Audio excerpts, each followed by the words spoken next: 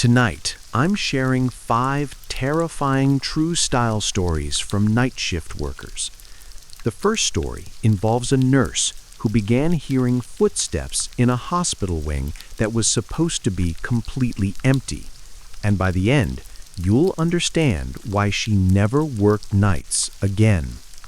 If chilling horror stories keep you up at night, hit subscribe and ring the bell. I post new stories every single day. This account comes from Linda, a nurse in her late 20s who worked the overnight shift at a mid-sized hospital in Virginia.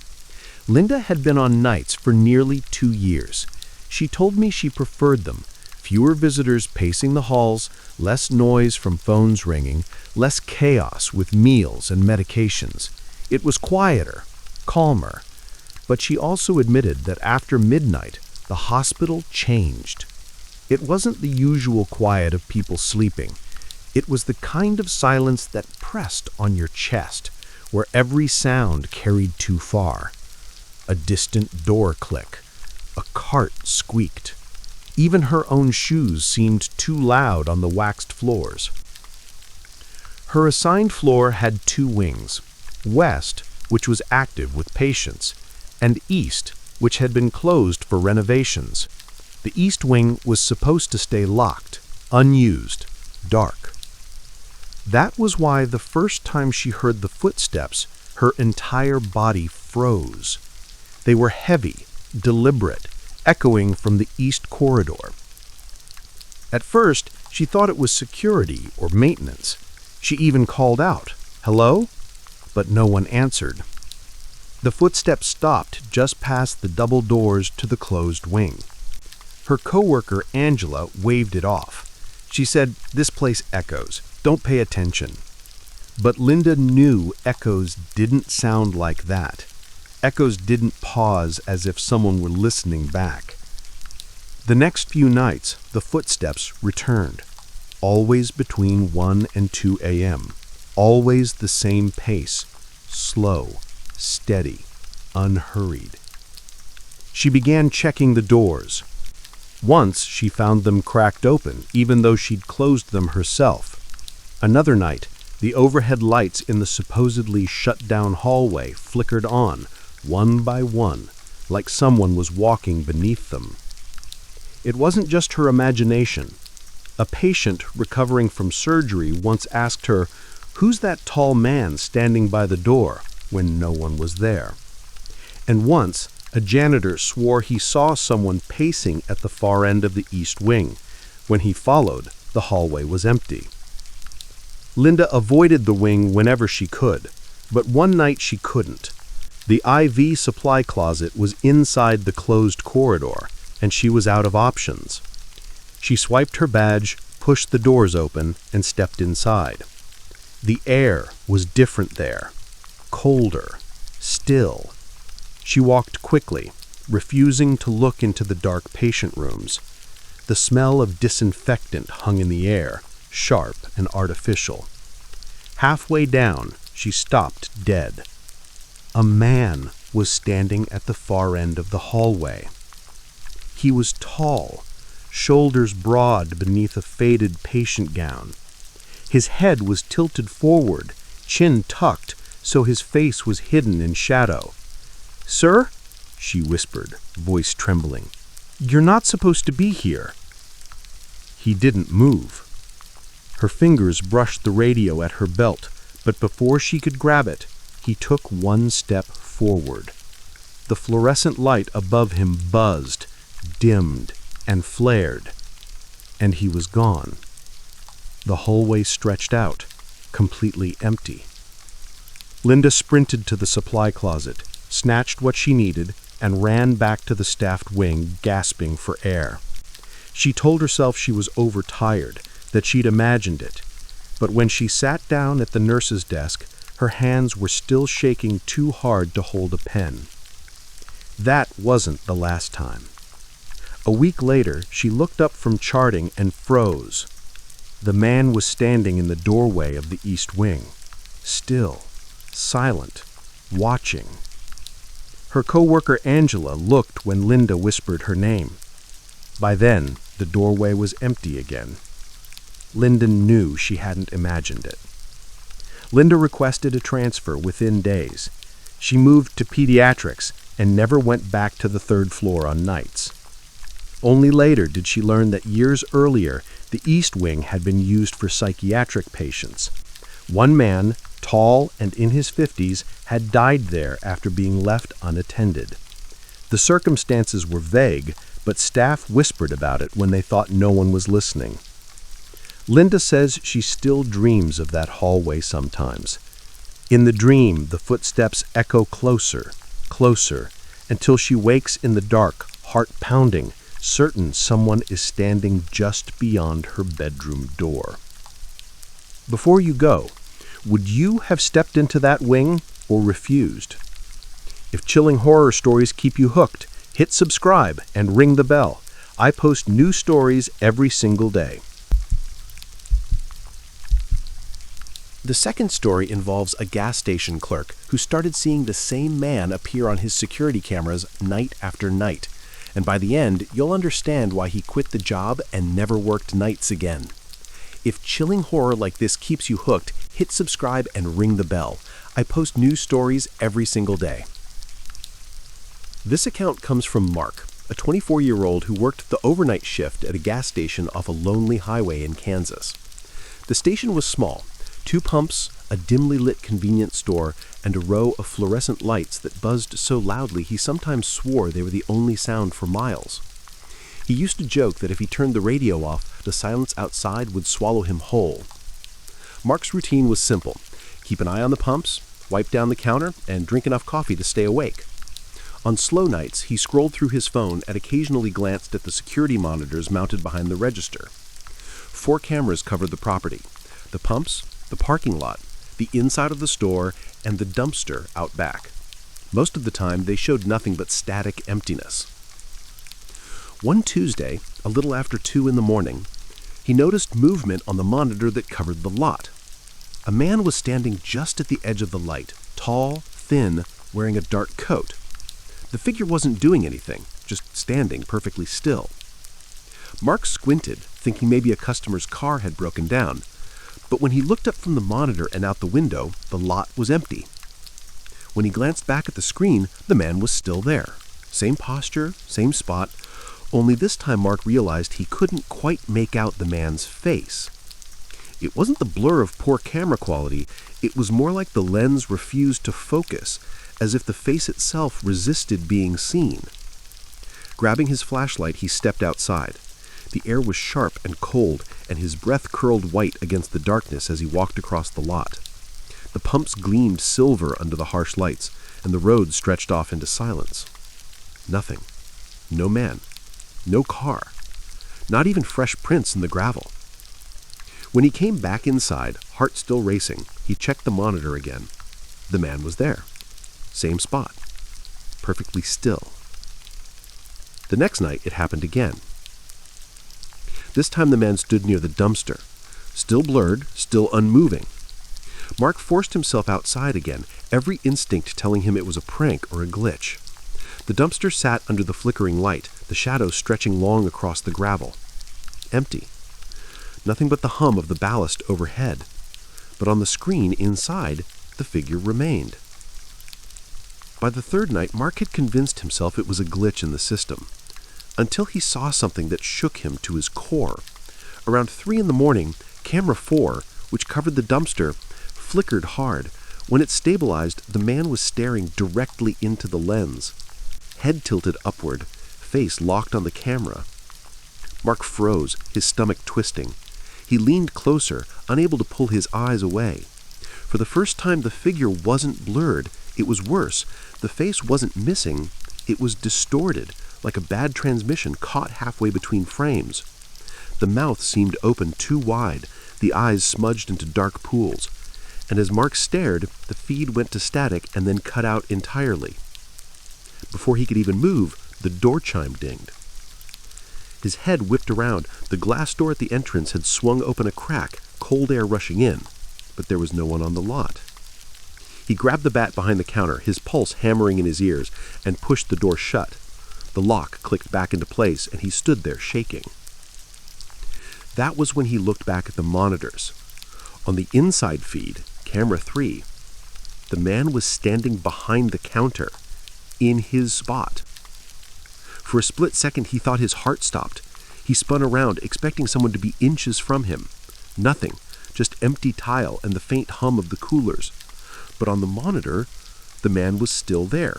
Same height, same posture, head tilted down, as though watching him. Mark backed away slowly, his eyes darting between the empty space behind him and the grainy feed.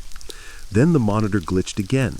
The figure leaned closer, face rushing toward the lens, blurring into static.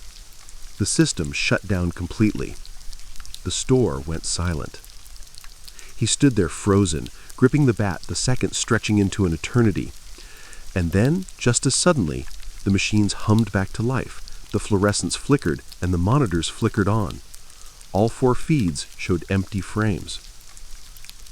But when he looked down at the counter, his blood ran cold. Sitting in front of him was a lighter, a cheap cracked plastic one they didn't sell at the store. Across its side, scratched into the casing, were 2 words: "Still here." Mark quit a week later. He told his manager the cameras were glitching, that the system was too unreliable.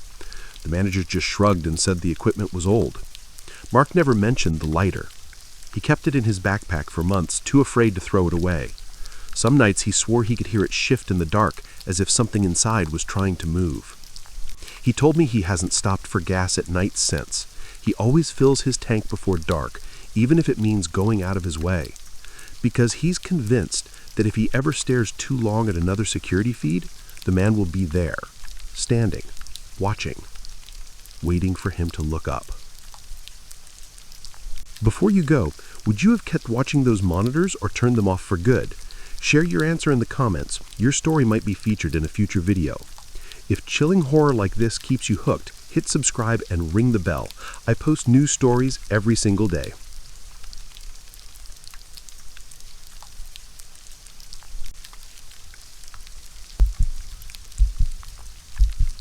The third story comes from a man who cleaned a university library overnight and started noticing the basement lights turning on even though the switches were locked. What he discovered explains why he refused to work there again. Hit subscribe and ring the bell as I post new stories every single day. This account comes from Eric, a 42-year-old custodian who worked night shifts at a large university in Massachusetts. He'd been with the facilities department for years and thought he'd seen it all. Flooded bathrooms, students passed out in stairwells, power outages during snowstorms. The library was his least favorite assignment, though. Too big, too quiet, and too full of places where sound seemed to disappear. The building had 5 floors, 4 above ground, and 1 basement level where archives were stored. The upper floors always felt manageable to Eric. Long rows of books, tables left scattered with notebooks and coffee cups. But the basement unsettled him. It wasn't just that it was cold and smelled faintly of mold. It was the way the lights seemed too dim, as if the fluorescent tubes were filtering something rather than illuminating it. He was supposed to clean each floor, empty the trash bins, vacuum the rugs, check that everything was in order, and lock the doors behind him. On paper, the job was simple. In practice, it became something else entirely. The first time he noticed the lights in the basement turning on, he thought it was a mistake. The overhead panels in the archives were controlled by a locked switch in a utility closet. He always turned them off at the end of his shift, double-checking before climbing the stairs. Yet when he came back down at 3 in the morning to collect a misplaced cart, the basement glowed like midday. He swore under his breath, unlocked the closet, and checked the panel. The switch was still in the off position. He flicked it back and forth, and the lights obediently blinked out. He told himself it was electrical, old building, faulty wiring. It had nothing to do with him. But it happened again. And again. Some nights, he would turn off the lights, walk up the stairwell, and less than 10 minutes later, when he passed the window on the landing, he'd see the basement shining below like a beacon. The strangest part wasn't even the lights. It was the silence that followed. When the basement lit up on its own, the entire library went unnaturally still. The heating vents stopped humming, the buzzing fluorescents overhead cut off. Even his own footsteps seemed muffled. It was like the building itself was holding its breath. Eric began to dread the moment he finished the 4th floor and had to descend to the basement. He'd linger upstairs, wiping counters that were already clean, checking locks twice. But eventually, duty pulled him down. One night in December, with the snow piled against the windows and the campus emptying for break, he decided to test himself. He carried a flashlight instead of turning on the main lights. The stairwell smelled of dust and cold stone as he crept down, the beam cutting across the walls. When he reached the archives, his chest tightened. Every fluorescent tube overhead was blazing. The entire room flooded with harsh light, every shadow erased. He glanced at the utility closet. The door was locked. The switch inside, he was sure, was untouched. That was when he heard the cough. It came from deep in the stacks, where rows of shelves held boxes of rare books and microfilm. A short, rasping sound, unmistakably human. Eric froze, his throat dry. "Hello?" His voice echoed strangely, swallowed by the room. No answer. He forced himself forward, boots squeaking on the polished concrete. His flashlight shook in his hand as he edged between the shelves. The smell of paper and dust closed in around him. He reached the back row, turned the corner. Nothing. Just boxes, labels faded, a cart with broken wheels. Then, the light above him flickered, once, twice, and went out. Not all of them, just one panel directly above him.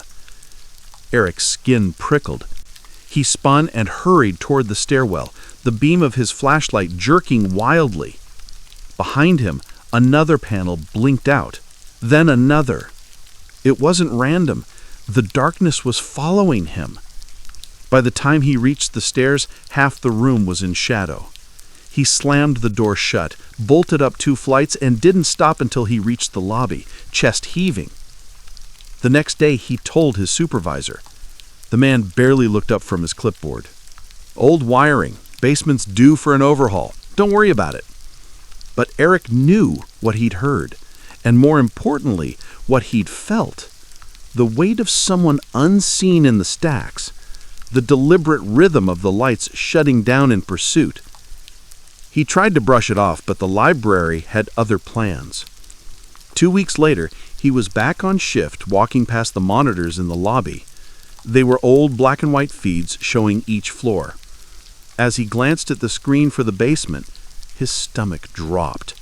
The lights were on again, and in the center of the archives was standing motionless between the shelves a man, tall, thin, dressed in clothes too dark for the camera to capture. His head was tilted upward, staring directly at the lens. He blinked. The screen fuzzed with static, and when it cleared, the man was gone. The basement still glowed.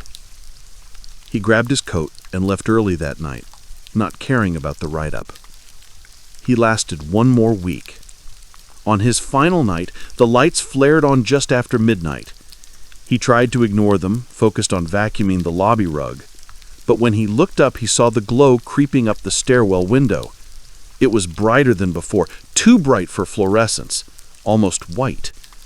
That was when every panel in the building, every floor, every corner, shut off at once. The vacuum died in his hands. The computers blinked dark. The hum of the vents ceased. In the pitch silence, a single cough rose from the stairwell leading to the basement. That was enough. Eric left his cart in the middle of the lobby, walked out into the snow, and never came back. He says sometimes when he passes the campus, he glances at the library windows. If it's late enough, he'll see the basement lit up, glowing like someone's down there still working. And every time he wonders if the lights are meant to draw people in, or to keep whatever's already inside from being left in the dark. Question: would you have gone down those stairs or walked away the first time the lights came on? Don't forget to hit subscribe and ring the bell. I post new stories every single day. The fourth story comes from a machinist who kept hearing the factory whistle blare in the middle of the night, decades after it had been decommissioned. What he found out one night at 3 a.m. explains why he never worked there again. If chilling horror like this keeps you hooked, hit subscribe and ring the bell. This account comes from David, a 56-year-old machinist who worked the graveyard shift at a metalworks plant in western Pennsylvania. The factory was built in the 1940s, back when the town thrived on steel, coal, and long days of labor. By the time David was hired, the place had downsized. What was once a roaring plant of 1,000 men had been reduced to a skeleton crew of 24, keeping a few machines running through the night. The whistle that loomed above the factory roof hadn't blown in decades. It was an old relic, rusted and patched with bird nests, and the town had long since stopped expecting its signal. In its heyday, it marked the start of shifts, the lunch hour, and the end of long nights. For David, it was just part of the skyline, a reminder of the past. That was why the first time he heard it, he thought he was losing his mind. It was mid-December, just after 3 in the morning. The floor was cold, the air smelled of oil and steel shavings, and the only sounds were the heavy clank of the lathe and the distant thrum of the furnace. He had just shut down his machine to stretch when a high, piercing wail cut through the air. The factory whistle. Long, clear, too loud to be imagination. He ripped off his earplugs, heart hammering. The sound carried across the rafters, vibrating the windows, echoing through the empty plant. A whistle no one had heard in 40 years. He ran to the bay doors and looked outside. The whistle tower loomed black against the winter sky, silent, rusted, not a hint of steam. The night was still, but his ears were ringing. When he asked the foreman about it later, the man chuckled. "Old pipes rattle. Wind makes strange music in that tin can. Don't think about it too hard." David tried to accept that answer, but 2 nights later, the whistle blew again. This time, he wasn't the only one. At 3 a.m. sharp, the machinist across the aisle, a guy named Jeff, looked up from his station, pale as a ghost. "You heard that, right?" David nodded. Both men dropped their tools and went outside. But again, the whistle was lifeless, a dead husk against the stars. From then on, 3 a.m. became something they dreaded. The whistle didn't blow every night. Sometimes it stayed silent for weeks. But when it did, everyone on shift felt it, like an alarm no one wanted to hear. David started to notice a pattern. The nights it blew were always the nights when the crew was light, when the floor felt emptier, when shadows seemed to pool in the corners between the machines, and always at 3 a.m. He began to wonder if it was more than sound. One night in February, he was on maintenance duty, assigned to check the far end of the plant where old stamping machines gathered dust. The area was poorly lit, the kind of place no one liked to work alone. The machines loomed like sleeping beasts, their belts and wheels frozen in mid-motion. It was almost 3 when he finished his rounds. He leaned against a pillar, pulled out his thermos, and glanced up at the clock. 2 minutes to go. The factory was silent except for the faint hiss of steam lines. Then it began. The whistle screamed, louder than ever, shaking dust loose from the rafters. David staggered back, ears splitting. His thermos slipped from his hand and clattered to the floor. But this time, the sound didn't fade. It grew stronger, pulsing like a living thing. And over it, faintly, he swore he heard voices. Not words, more like the rise and fall of men shouting, calling orders, clanging tools. For a moment it was as if the plant had come alive again, 100 men rushing about, machines roaring, hammers striking steel. He spun around, heart racing. The stamping machines around him shuddered as if trying to start, their belts twitching, gears clicking faintly. And through the haze of dust, he saw them. Figures. Dozens of them, faint as shadows, moving between the machines. Men in old uniforms, grease-streaked, carrying toolboxes, their faces blurred, but their shapes unmistakable. They didn't look at him. They didn't see him at all. They just worked, endlessly, caught in some loop that wasn't supposed to exist. David stumbled backwards, eyes wide. One figure passed within arm's reach, carrying a wrench. He could hear the clink of metal on metal. And then, like smoke, the man dissolved into air. The whistle cut off. The factory fell silent. The machines sagged back into stillness as if they had never stirred. David bolted for the main floor, breath ragged, and didn't stop until he was in the locker room. His hands shook so badly he couldn't light his cigarette. He tried not to think about it after that, but 3 a.m. became unbearable. He started sneaking out before the hour, hiding in his car with the radio blasting, waiting until it passed before returning to the floor. But even there, sometimes he swore he heard it, the faint echo of the whistle carried on a wind that didn't exist. The final straw came a month later. He was shutting down his machine when the whistle blew again. His blood ran cold. He looked up, and every light in the factory flickered, dimmed, then surged back on. And in the glow of the nearest window, he saw the reflection of a man standing behind him. He whipped around. No one was there. But on the steel surface of his lathe, the reflection lingered just a moment longer than it should have, before fading away. David quit 2 weeks later. He said no paycheck was worth feeling like you were sharing the floor with men who had never left, working under a whistle that should have been silent decades ago.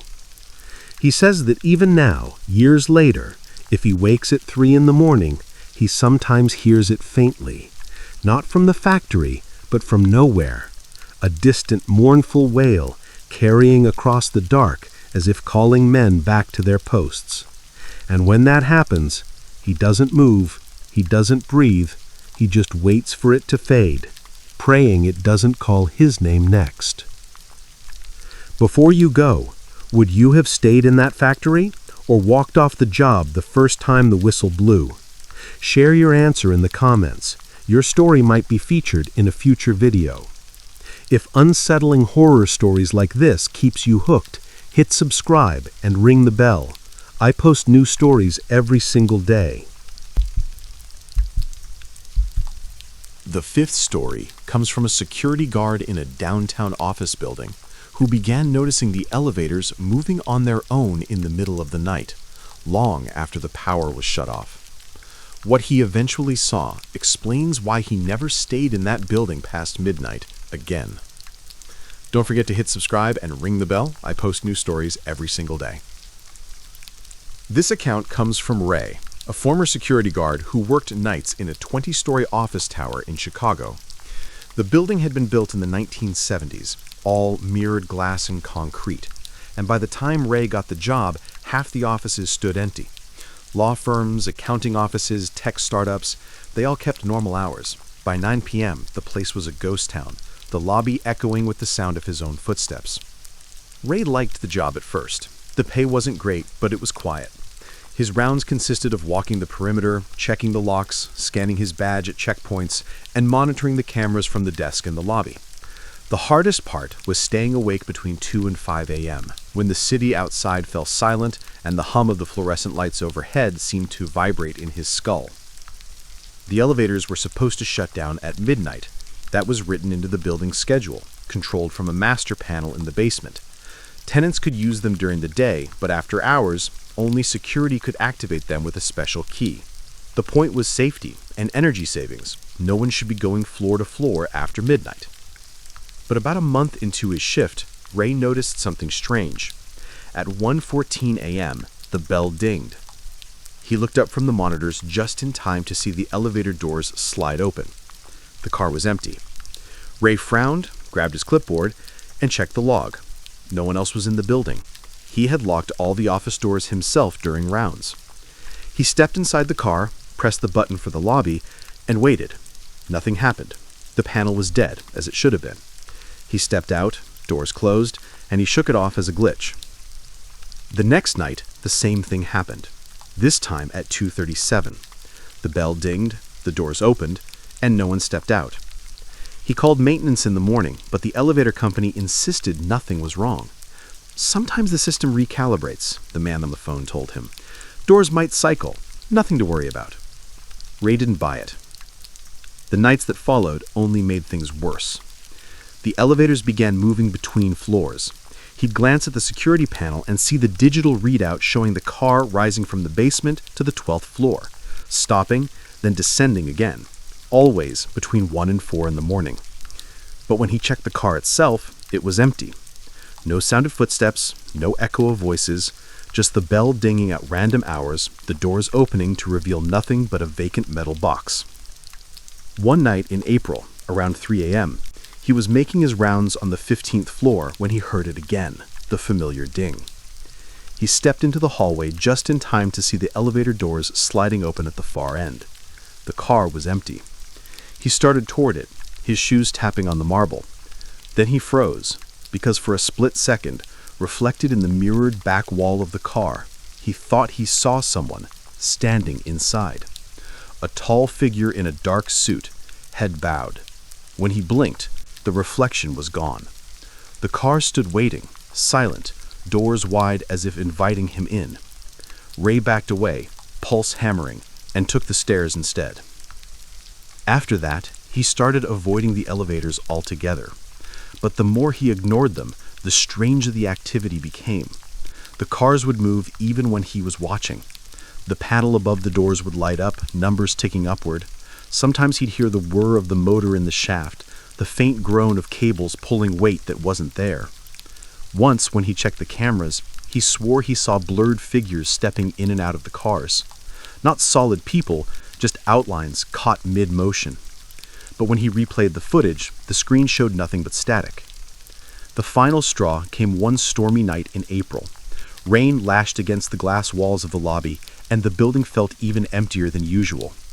Around 3:06 a.m., the main panel chimed, showing Car 2 rising from the basement. He watched the numbers climb, 1, 2, 3, all the way up to 19. Then it stopped. The building was dark, no tenants, no power to the cars. He stared at the monitor, throat tight. The car lingered on 19 for a full minute, then began descending. Slowly. 19, 18, 17. He stood, unable to look away, as the numbers ticked downward one by one until the car returned to the lobby. The doors slid open. Empty. Or so he thought. Because when he glanced up at the glass wall of the lobby, he saw it. A tall man in a dark suit standing just inside the car. Not reflected on the monitor, reflected in the glass. The figure stood perfectly still, head lowered, as if waiting for him to approach. Ray's legs nearly gave out. He backed toward the desk, eyes locked on the glass. The reflection lingered a moment longer than the open doors did. Then the car shut, and the figure was gone. Ray quit the following week. He said the building manager didn't argue, just nodded, like he'd heard it before. Even now, years later, Ray refuses to step into an office elevator at night. He always takes the stairs no matter how many flights. And sometimes, when he's alone in a stairwell, he swears he hears it, the soft whir of cables in the shaft beside him, rising and falling, carrying someone who isn't there. Before you go, would you have stepped into that elevator or waited for the stairs? Share your answer in the comments. Your story might be featured in a future video. Don't forget to hit subscribe and ring the bell. I post new stories every single day. Until next time, remember, elevators are supposed to take you where you want to go, but sometimes they're already occupied. Sweet dreams.